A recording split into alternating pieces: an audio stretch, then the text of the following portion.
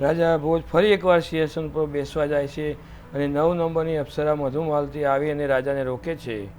મધુમાલતી આવીને રાજાને કહે છે, થોબીજા રાજા વિક્રમના પરાક્રમની એક વધુ વાત સંભળાવતા કહ્યું, એકવાર વિક્રમે યજ્ઞ કર્યો. યજ્ઞ ચાલતો હતો. વિક્રમ હવન કરતો હતો ત્યારે એક અત્યંત ગંદો બ્રાહ્મણ ત્યાં આવ્યો. વિક્રમે ઓખોથી પ્રણામ કર્યા, કારણ કે એના બંને હાથમાં હોમની સામગ્રી હતી. બ્રાહ્મણ ત્યાં જ ઊભો રહેતો.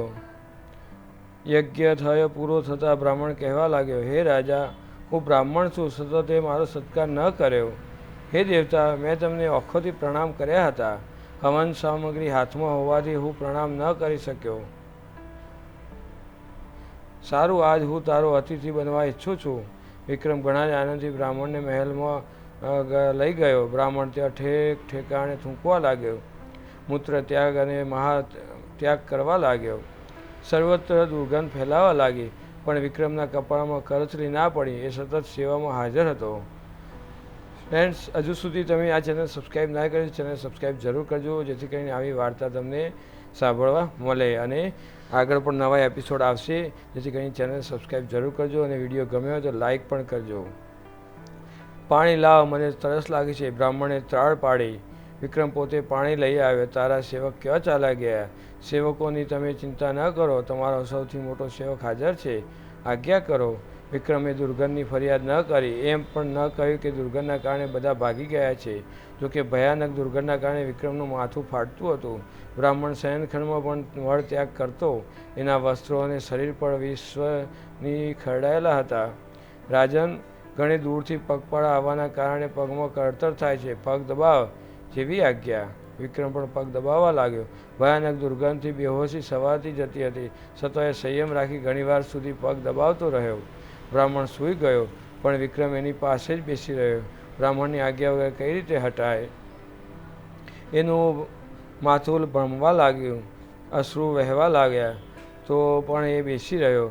બ્રાહ્મણે જાગીને ભોજન માગ્યું. વિક્રમ પોતે ભોજન લઈ આવ્યો. ભોજન પાસે જ બ્રાહ્મણે વિષ્ય કરી, પછી ત્યાં જ બેસીને જમવા લાગ્યો. વિક્રમ હાથ જોડીને સામે ઊભો રહ્યો.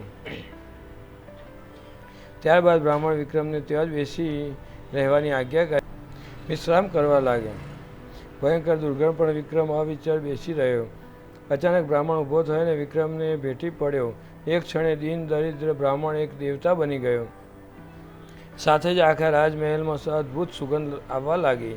જ્યાં ગંદકી અને વિષ્ય હતી, ત્યાં રંગબેરંગી ફૂલો ખીલી ઉઠ્યા. અતિથિ સત્કારમાં તું ખરો ઉતર્યો રાજા વિક્રમ.